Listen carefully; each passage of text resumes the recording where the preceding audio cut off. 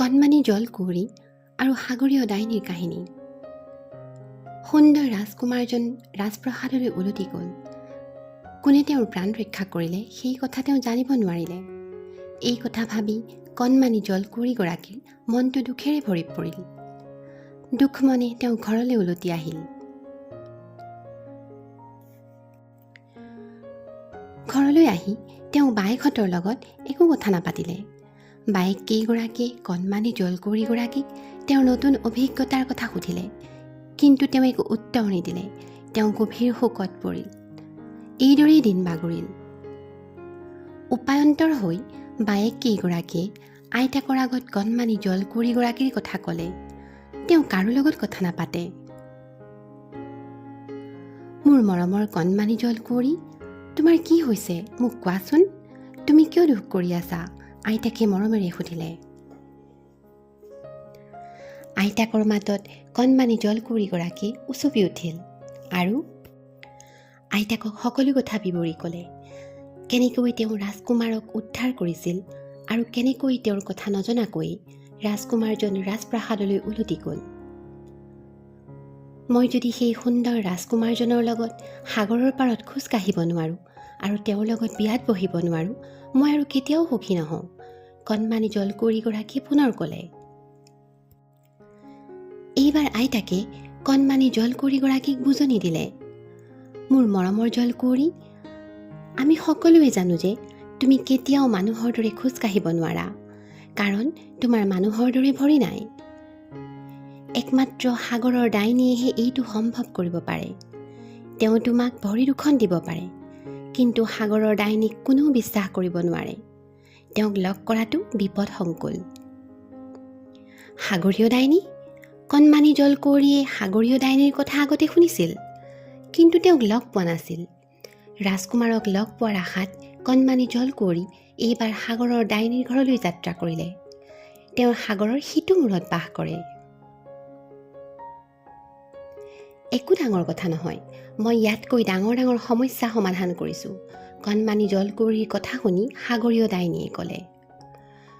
মই তোমাক এটা যাদুকৰী ঔষধ দিম আৰু তুমি মোৰ যাদুকৰী ঔষধটো পি খাব লাগিব। কিন্তু মনত ৰাখিবা, তুমি মোক তাৰ মূল্য দিব লাগিব, সাগৰীয় ডাইনীয়ে পুনৰ ক'লে। ভয়ে ভয়ে কণমানি জলকুঁৱৰীয়ে সুধিলে, ঠিক আছে, তোমাক কিমান ধন সোণ লাগে মোক কোৱা, মই দিবলৈ প্ৰস্তুত আছোঁ। হাঁহি এটা মাৰি সাগৰীয় ডাইনীয়ে ক'লে, মোক ধন সোণ একো নালাগে। মোৰ যাদুকৰী ঔষধৰ বিনিময়ত তুমি মোক তোমাৰ মাতটো দিব লাগিব। বিনিময়ত তুমি 2টা ভৰি পাবা আৰু ৰাজকুমাৰৰ লগত খোজ কাঢ়িব পাৰিবা। মোৰ মাতটো? কণমানি জলকুঁৱৰী এইবাৰ উচপ খাই উঠিল। তেওঁ জানিছিল যে তেওঁৰ মাতটো অতি শুৱলা আৰু সকলোৱে তেওঁৰ শুৱলা মাতটো ভাল পায়। সাগৰীয় ডাইনীয়ে পুনৰ ক'লে, আৰু এটা কথা মনত ৰাখিবা, ৰাজকুমাৰে যদি বেলেগ কাৰোবাক বিয়া কৰায়, তাৰ পিছদিনাই তোমাৰ মৃত্যু হ'ব। কণমানি জলকুঁৱৰীৰ মনটো দুখেৰে ভৰি পৰিল। তথাপিও মৰমৰ ৰাজকুমাৰক লগ পোৱাৰ আশাত তেওঁ যাদুকৰী ঔষধটো হাতত ল'লে আৰু তৎক্ষণাত পি খালে। ঔষধটো খাই কণমানি জলকুঁৱৰীৰ মূৰটো ঘূৰোৱা যেন লাগিল। ডিঙিত চোকা তৰোৱাল এখনে আঘাত কৰাৰ দৰে কষ্ট অনুভৱ কৰিলে। তেওঁৰ গাটো কঁপিবলৈ ধৰিলে আৰু তেওঁ মজিয়াত ঢলি পৰিল। তেওঁ মূৰ্ছা গ'ল। কণমানি জলকুঁৱৰী যেতিয়া সাৰ পালে, তেওঁ নিজকে সাগৰৰ পাৰৰ সেই নিৰ্দিষ্ট ঠাইত পালে য'ত তেওঁ ৰাজকুমাৰক উদ্ধাৰ কৰিছিল। মূৰ তুলি চাই তেওঁ দেখে যে তেওঁৰ ফিচাখনৰ ঠাইত মানুহৰ দৰে 2টা ভৰি আছিল। তেওঁৰ সপোনটো বাস্তৱ হ'ল। তোমাৰ কিবা অসুবিধা হৈছে নেকি? কোনোবাই মাত লগালে। সন্মুখত ৰাজকুমাৰক দেখা পাই কণমানি জলকুঁৱৰী আচৰিত হ'ল, কিন্তু তেওঁ মুখেৰে এটাও শব্দ ক'ব নোৱাৰিলে।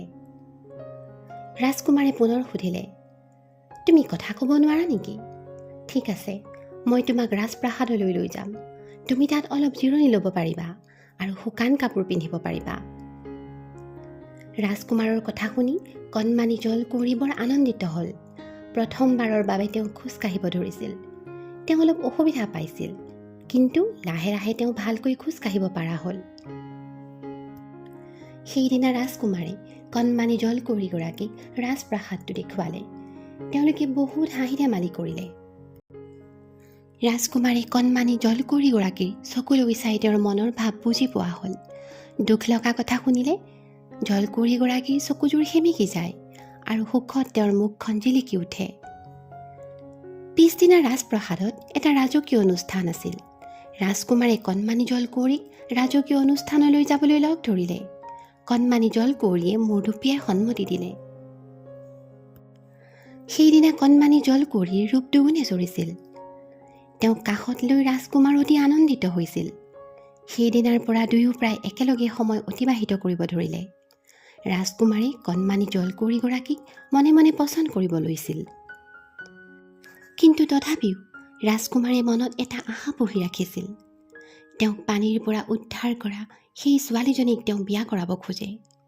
সেই ছোৱালীজনীক তেওঁ দেখা নাপালে, কিন্তু তেওঁৰ সুমধুৰ কণ্ঠ তেওঁৰ কাণত গুঞ্জৰিত হৈ থাকে। আহ, তেওঁৰ কণ্ঠ কিমান যে শুৱলা, কিমান সুন্দৰকৈ তেওঁ সেইদিনা দুখৰ গানটো গাইছিল। ৰাজকুমাৰ তেওঁৰ ভাৱত মগ্ন হয়।